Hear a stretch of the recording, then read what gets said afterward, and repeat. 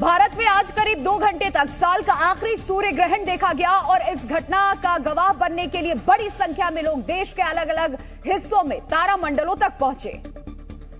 सबसे पहले 4:12 पर जम्मू कश्मीर के कुपवाड़ा में ग्रहण दिखा। श्रीनगर में 4:14 पर सूर्य ग्रहण लगा। दिल्ली एनसीआर में शाम करीब 4:30 बजे से ग्रहण शुरू हुआ। इस दौरान लोग आसमान में सूरज की झलक देखते हुए नजर आए। कोलकाता में भी सूर्य ग्रहण का असर दिखा। यहाँ बादलों के बीच ग्रहण की तस्वीरें सामने आई। देश के लगभग सभी शहरों में सूर्य ग्रहण दिखा। लखनऊ में शाम 4:30 बजे के बाद ग्रहण लगा।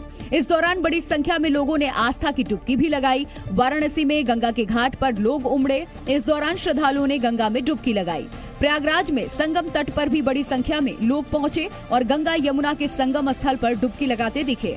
भारत के साथ दुनिया भर के कई देशों में ग्रहण का असर दिखा। आइसलैंड, नॉर्वे समेत दूसरे देशों में झलक देखी गई। तो गोरखपुर में यूपी के सीएम योगी आदित्यनाथ ने खुद तारामंडल पहुंचे और साल के आखिरी सूर्य ग्रहण का नजारा भी देखा। सीएम योगी ने अलग अलग उपकरणों और चश्मे की मदद से इस अद्भुत खगोलीय घटना का दीदार किया। इस दौरान सीएम योगी सबसे पहले खास तरह के चश्मे को पहनकर सूर्य ग्रहण देखते नजर आए। फिल्टर वाले इस चश्मे से सूर्य ग्रहण देखने के बाद मुख्यमंत्री योगी बहुत संतुष्ट नजर नहीं आए। ऐसे में वहां मौजूद अफसरों ने उन्हें दूसरा चश्मा दिया। इस चश्मे को पहनने के बाद योगी आदित्यनाथ टेलीस्कोप की मदद से सूर्य ग्रहण देखने की कोशिश करने लगे, लेकिन एक बार फिर टेलीस्कोप से सूर्य ग्रहण देखने पर वो संतुष्ट नहीं दिखे। इस दौरान वहां मौजूद अधिकारियों से वो लगातार बातचीत करते भी दिखे। उनके हाव भाव से ऐसा लगा मानो वो इन उपकरणों से सूर्य ग्रहण देखकर संतुष्ट नहीं है या फिर उन्हें साफ साफ नहीं दिख रहा है। ये सब चल ही रहा था कि तारामंडल से जुड़े अधिकारी सीएम योगी के लिए खास किस्म की छल्ली जैसा फिल्टर लेकर आए, जिस पर रंगीन पारदर्शक पर्दा लगा था। इस रंगीन पारदर्शक पर्दे से सीएम योगी सूर्य की तरफ देखने लगे। तो मुख्यमंत्री योगी आदित्यनाथ काफी देर तक अलग अलग उपकरणों की मदद से सूर्य ग्रहण को निहारते रहे, लेकिन वो संतुष्ट नजर नहीं आए, जिसके बाद उन्होंने एक बार फिर फिल्टर वाले रंगीन चश्मे से ग्रहण देखने की कोशिश की। इस बीच मुख्यमंत्री के लिए एक और खास तरह का टेलीस्कोप आ गया। झुककर इस टेलीस्कोप से सूर्य ग्रहण देखने के बाद सीएम योगी काफी हद तक संतुष्ट दिखे। आखिर में सीएम ने टेलीस्कोप और फिल्टर वाली छल्ली दोनों की मदद से सूर्य ग्रहण को अच्छी तरह से देखा। तो मेरी जिज्ञासा थी कि वास्तव में यहाँ पर ब्रह्मांड की इस अद्भुत घटना को कैसे देखा जाना चाहिए और किस रूप में क्या सावधानी रखी जानी चाहिए। इस साल का आखिरी सूर्य ग्रहण भारत सहित दुनिया के कई हिस्सों में दिखा है। दुनिया भर में इस सूर्य ग्रहण को देखने के लिए कई लोग उतावले दिखे। सूर्य ग्रहण क्या है और ये कैसे पड़ता है, ये जानना भी दिलचस्प है।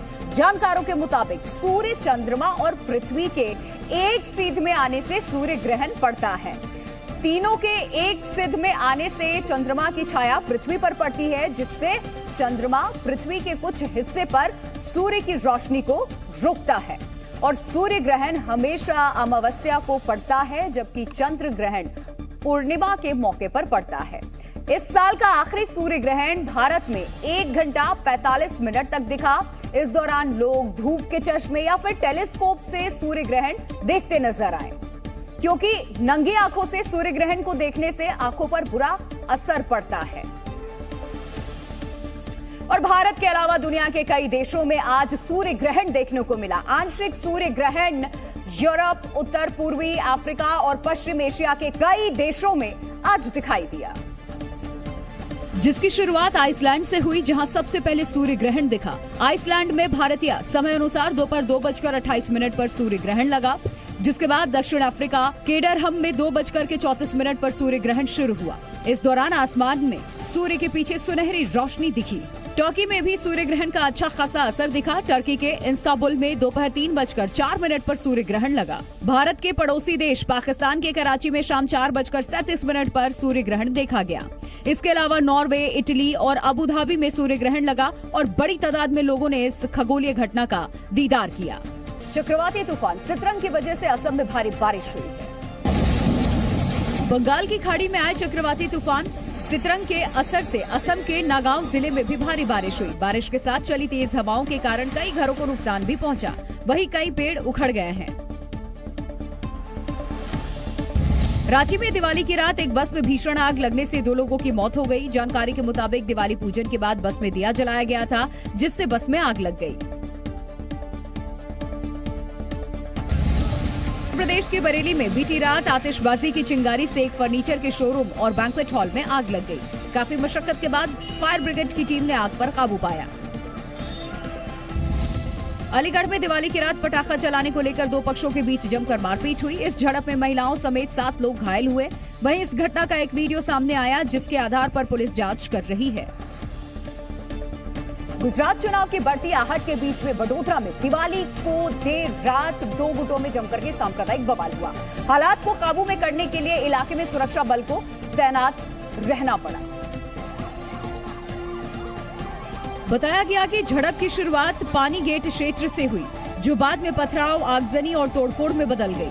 उपद्रवियों ने कई गाड़ियों को आग के हवाले कर दिया और कुछ दुकानों को नुकसान पहुंचाने की कोशिश की। शरारती तत्वों ने शांति भंग करने की कोशिश की तो मौके पर पुलिस वाले पहुंच गए। सड़कों पर फेंके गए पत्थर और कांच के टूटे टुकड़ों से हालात का अंदाजा लगाया जा सकता है।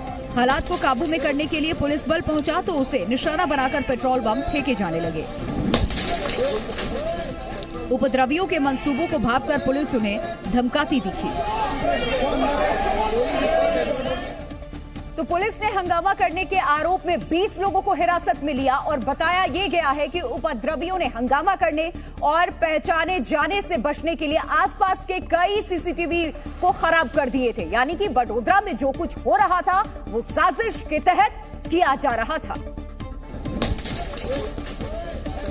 लेकिन इसके बावजूद उपद्रवी आसपास के लोगों की निगाह से नहीं बच पाए। पुलिस वालों को पेट्रोल बम से जिस बिल्डिंग से निशाना बनाया गया, चश्मदीदों ने बेखौफ होकर उसके बारे में बताया। पेट्रोल बम फेंके वो लोगों ने, ये वाइट जो बिल्डिंग है ना उसके ऊपर से आ रहे थे। मौके पर वरिष्ठ पुलिस अधिकारियों ने पहुंचकर गश्त तेज कर दी और हालात को काबू में कर लिया। मेडिकल પાસે જે પથ્થરમારીની ઘટના બની છે તેમાં પોલીસે તાત્કાલિક પહોંચીને કાર્યવાહી કરી છે। હાલમાં પરિસ્થિતિ સંપૂર્ણ કંટ્રોલમાં છે। पुलिस का दावा है कि पटाखे फोड़ने को लेकर विवाद की शुरुआत हुई, लेकिन पुलिस अब इलाके के कुछ सीसीटीवी फुटेज को खंगालकर उपद्रव में शामिल लोगों की पहचान कर रही है। और मुंबई के शिवाजी नगर में पटाखा फोड़ने से मना करने पर 3 नाबालिग लड़कों ने मिलकर के एक युवक की हत्या कर दी। मारे गए युवक का कसूर सिर्फ इतना था कि उसने बच्चे को पटाखा फोड़ने से रोका था, जिससे नाराज तीनों नाबालिग लड़कों ने धारदार हथियार से युवक पर हमला कर दिया। बुरी तरह से घायल युवक मदद के लिए इधर उधर भागता नजर आया, लेकिन किसी ने उसकी मदद नहीं की। घटना का सीसीटीवी वीडियो भी सामने आया है, जिसमें युवक की गर्दन से खून बहता दिखा और वो मदद के लिए एक बिल्डिंग की सीढ़ियों पर इधर उधर भागता दिखाई दिया। इस वीडियो में हमले के आरोपी तीनों नाबालिग भी नजर आए। हमले में बुरी तरह घायल युवक को बाद में अस्पताल पहुंचाया गया, लेकिन उसने रास्ते में ही दम तोड़ दिया। पुलिस ने तीनों नाबालिग आरोपियों को गिरफ्तार कर लिया है।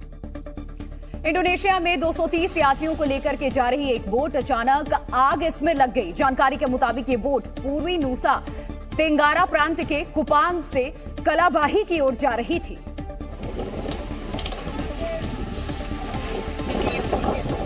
लेकिन तभी इस बोट के अगले हिस्से से आग की लपटें उठने लगी।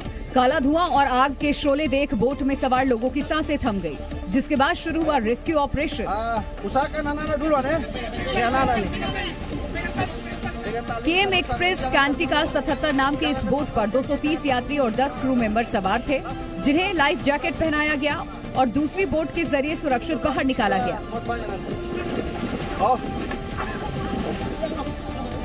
हालांकि राष्ट्रीय तलाशी दल और बचाव एजेंसी के मुताबिक 226 लोगों को ही बचाया जा सका, जबकि इस दुर्घटना में 14 लोगों की जान चली गई। जांच एजेंसियां अब आग लगने के कारणों का पता लगा रही हैं।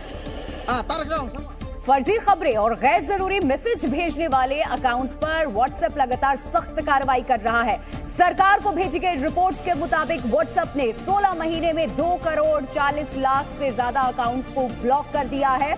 झूठी खबरें फैलाने और जबरदस्ती गैर जरूरी मैसेज भेजने वाले अकाउंट्स के खिलाफ व्हाट्सएप ने ये कार्रवाई मई 2021 से अगस्त 2022 के बीच की है। रिपोर्ट के मुताबिक इस साल अगस्त के महीने में ही 23 लाख से ज्यादा अकाउंट्स ब्लॉक किए गए। बताया यह भी जा रहा है कि जिन अकाउंट्स पर प्रतिबंध लगाए गए उनमें ज्यादातर पर मैसेजेस फॉरवर्ड करने का आरोप था। साथ ही ब्रॉडकास्ट मैसेज का ज्यादा और बेवजह इस्तेमाल करने वाले अकाउंट्स पर भी प्रतिबंध लगाए गए हैं। छत्तीसगढ़ के दुर्ग में मुख्यमंत्री भूपेश बघेल के हाथ पर सोटे यानी कि घास से बने चाबुक से वार हुआ। दिवाली के एक दिन बाद गोवर्धन पूजा के मौके पर यहां जंजगिरी में मुख्यमंत्री बघेल गौरा गौरी की पूजन में शामिल हुए थे। तो इस समारोह में हिस्सा लेने के लिए बड़ी संख्या में लोग मौजूद थे। आसपास बज रहे भजन के बोलों के बीच गांव का एक शख्स मुख्यमंत्री के हाथ को सीधा करता दिखा और इसके बाद उसने सीएम के हाथों पर कुश के बने कोड़े, जिसे सोटा कहा जाता है, उससे एक के बाद एक वार करने शुरू किए। इस शख्स ने गिनकर 5 बार सीएम के हाथों पर पूरी ताकत से सोटे से वार किया।